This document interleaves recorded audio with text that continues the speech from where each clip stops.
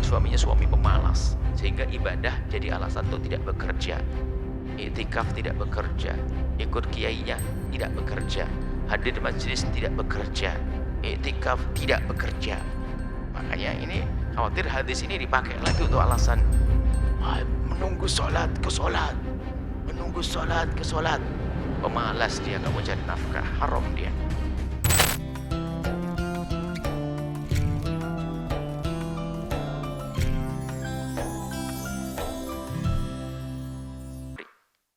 Dari Sayyidina Abdullah bin Amr radhiyallahu taala anhuma, semoga Allah meridhai keduanya.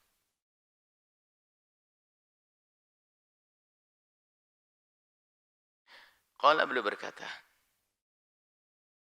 shallaina ma'a Rasulillah sallallahu alaihi wasallam. Kami melakukan salat bersama Rasulullah sallallahu alaihi wasallam. Al-maghribah, salat maghrib. Wa raja'a man raja', yang pulang-pulang. Wa aqaba man aqab. Aqab itu adalah yang menyusul salat lagi, yang nunggu-nunggu. Jadi ada kan maghrib, ada pulang. Ada sebagian nggak mau pulang, waktunya depet, sampai pulang rumah belum apa-apa sudah balik lagi ke masjid. Mending saya nunggu di masjid sajalah. Baca Rasulullah kemudian datang di saat itu. Rasulullah sallallahu alaihi wasallam musri'an, tergopoh-gopoh, buru-buru datangnya.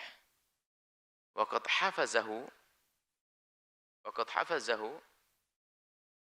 an-nafasu, dan sampai nafasnya itu terdengar kalau beliau itu capek dengan jalan cepat.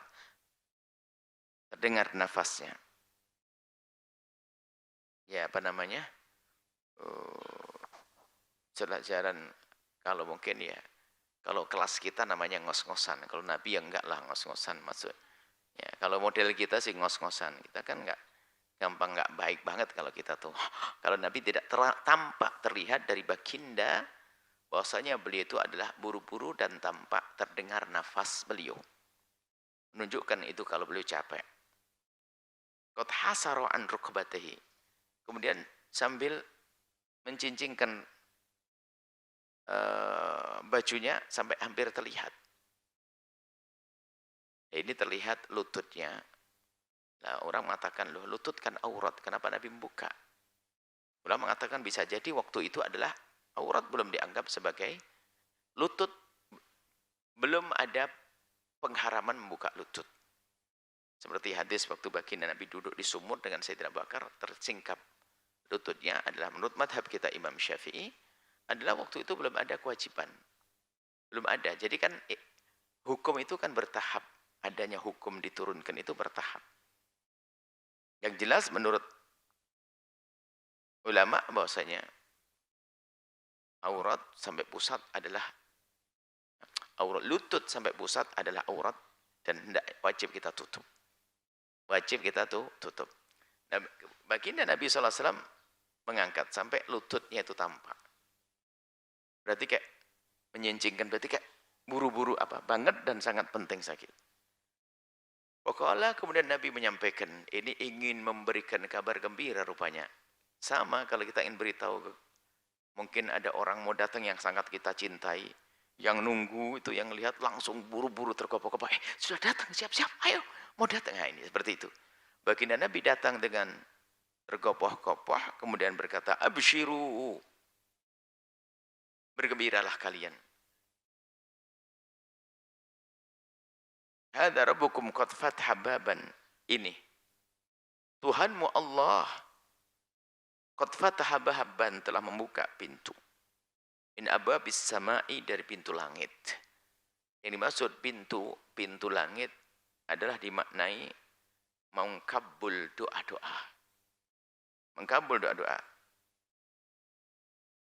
Memuliakan. Yubahi bikumul malaikatu. Yubahi bikumul malaikata. Dan Allah membanggakan kalian di antara malaikat-malaikatnya. Di tengah-tengah malaikatnya. Jadi kalian dibanggakan. Kalian dibanggakan. Maksudnya, tadi kan orang sebagian pulang. Ada yang habis sholat maghrib nunggu sampai isya. Nabi itu memberikan kabar gembira kepada yang tinggal di masjid ini. Untuk kalian, yang pulang sih nggak dapat. Yang pula nggak dapat, maka kabar gembira bagi yang bertahan di masjid menunggu sholat berikutnya. Allah membanggakan kalian. Disebut kalian di antara malaikat-malaikatnya. Lalu Allah berfirman, unduru, lihatlah oleh kalian, wahai para malaikatku, ila ibadi, kepada hamba-hambaku itu yang nunggu di musola, yang nunggu di masjid. Qad qadaw faridatan, mereka telah melaksanakan kewajiban yang aku wajibkan kepada mereka. Mereka sudah melaksanakan kewajiban, wahum yantadhiruna ukhra. Ternyata nggak mau pulang, masih nunggu lagi kewajiban selanjutnya. Maka disanjung oleh Allah karena orang ini peduli dengan perintah Allah, mengintai perintah Allah, baru selesai melaksanakan perintah, nunggu lagi perintah selanjutnya. Berarti ini kan menyenangkan, tanda ketulusan dan tanda semangatnya di dalam mendekatkan diri kepada Allah. Rawah Ibnu Majah min riwayat Abi Ayyub, dari riwayat Abu Ayyub. Wa Abu Ayyub al-adki ma arahu sami'a minhu wa ruwatuhu thiqatun. Jadi ada orang mengatakan Abu Ayyub tidak mendengar. Tapi ada yang mengatakan wa ruwatuhu thiqatun, perawinya adalah thiqat. Jadi ini menunjukkan bahwa memang hadis ini diperselisihkan tentang kebenarannya. Ini adalah tentang faedah keutamaan menunggu sholat dengan sholat. Dikatakan dalam satu sholat, sholat maktubah atau sholat ke sholat itu adalah untuk mengkafarah, menghapus dosa-dosa. Ramadan ke Ramadan penghapus dosa.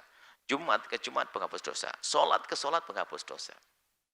Kayak gini, maka bagi siapapun yang bisa menunggu, tinggal di masjid, nunggu sholat berikutnya, itu sebuah keutamaan, sebuah kemuliaan, sebuah kebaikan. Sambil itikaf di masjid, dalam mazhab kita Imam Syafi'i, itikaf kan tidak harus sehari semalam. Dan itikaf tidak harus disertai dengan puasa.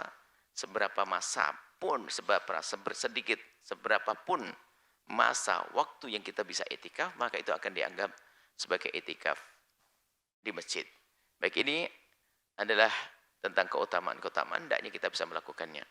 Tapi tolong itu semua harus difahami dengan benar, tentang tinggal di masjid, itikaf di masjid, pergi ke masjid, semua harus difahami dengan syariat Nabi Muhammad dengan baik. Termasuk diantaranya ya ini, Anda boleh tetap tinggal di masjid, nunggu salat ke salat, kalau memang istri Anda sudah ada cukup nafkahnya.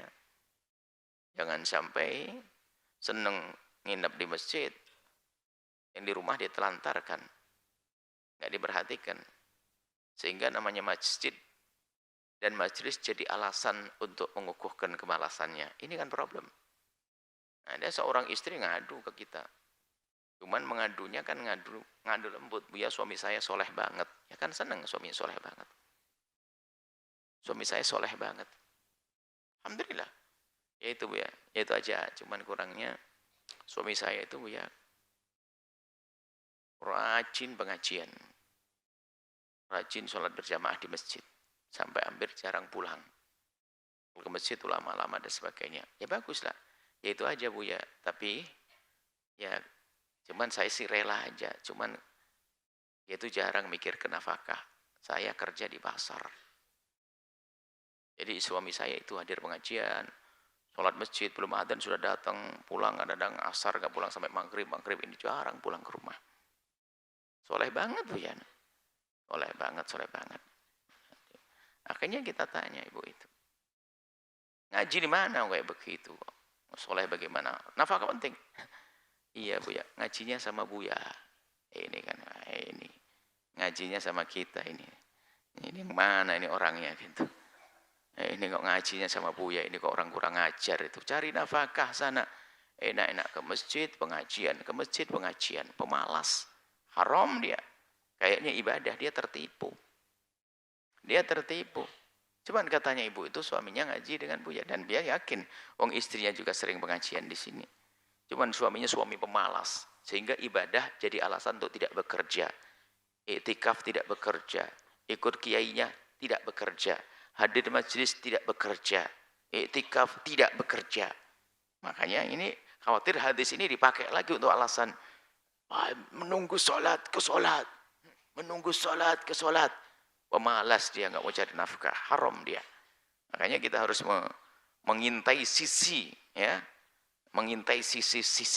yang sering diambil oleh pemalas. Kayak tadi, sedekah sirri itu, hadis sedekah sirri itu ternyata yang paling seneng adalah orang pelit. Makanya sudah, orang pelit dilarang membaca hadis sedekah sembunyi. Orang pelit harus dikasih sedekah terang-terangan. Ini kalau tidak ada begitu kan bahaya. Termasuk orang yang malas kasih nafkah, tidak dikasih hadis ini. Jangan sampai hanya duduk-duduk di masjid, tapi nggak ngasih nafkah. Cari nafkah.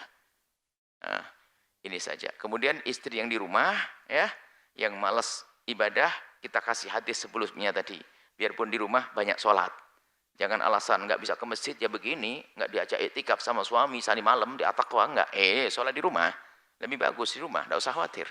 Jadi nggak ada yang terlewat, semuanya insya Allah menjadi orang yang sukses di dalam melakukan kebaikan, sehingga akan jadi sukses di dunia dan sukses di akhirat. Wallahu a'lam bishawab.